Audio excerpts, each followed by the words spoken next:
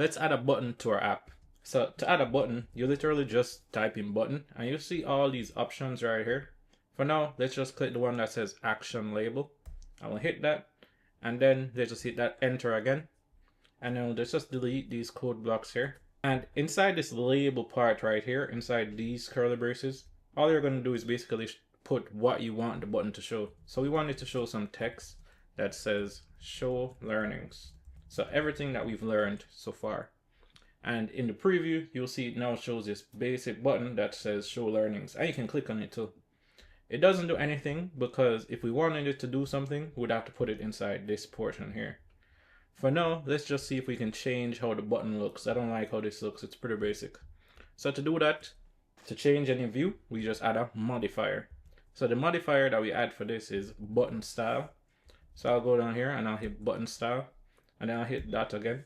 And then I'll go with the one I prefer the most, bordered prominent. And then if we look at the preview, you'll see we get this button. And I'm sure you've seen buttons like this in a lot of apps before. And again, you can click it, but nothing happens. That's because we don't have anything inside this action part. We'll handle that later. But for now, let's see if we can make the text bold. So to do that, go inside the label portion for our button, right? And then we're going to modify the text.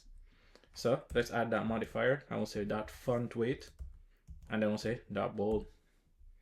And then if we go back over to our preview, you'll see the text is now much more bold.